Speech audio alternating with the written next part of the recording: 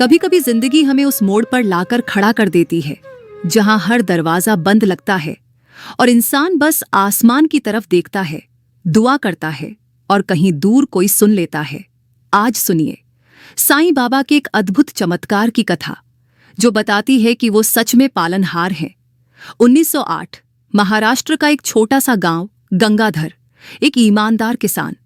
लेकिन उस साल आसमान जैसे मुंह फेर चुका था।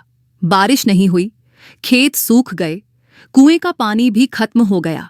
घर में अनाज का एक दाना नहीं, बच्चे भूख से रोते, पत्नी की आंखें सूनी। एक रात बच्चों की भूख से तड़पती आवाजें सुनकर गंगाधर का दिल टूट गया। उसने धीरे से आंखें बंद कीं और कहा, अगर भगवान कहीं है तो मेरी लाज रख लो। सुबह होते ही उसने ठान लिया, मैं शिरडी जाऊंगा, बाबा के पास।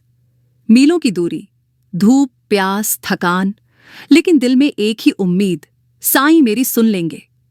शाम को गंगाधर द्वारकामाई पहुंचा। बाबा धूनी के पास बैठे थे। वह दौड़कर उनके चरणों में गिर पड़ा। बाबा, मैं हार गया हूं, खेत सूख गए, बच्चे भूख से रोते हैं, अब आप ही सहारा हो। अल्लाह मालिक है। जा बेटा, घर जा, अपने खेत देख, जो बीज तूने डाले थे वो उग आएंगे। गंगाधर सोच में पड़ गया, बारिश कहां से होगी, लेकिन बाबा के शब्द दिल में गूंजते रहे।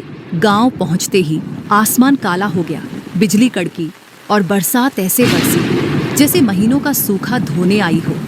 कुछ ही हफ्तों में खेतों में लहलहाती फसल खड़ी थी, इतनी कि गंगाधर ने अपना घर भरा और गांव के भूखों में भी अनाज बांट दिया। साईं बाबा ने एक बार फिर साबित कर दिया, जो भी श्रद्धा और सबूरी से उन्हें पुकारता है उसका जीवन बदल जाता है। दोस्तों, ये तो बस पहला चमत्कार था।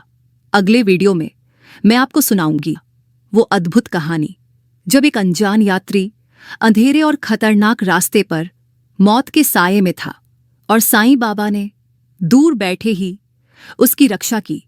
यकीन मानिए, इस कहानी को सुनकर आपका साईं पर विश्वास कई गुना बढ़ जाएगा।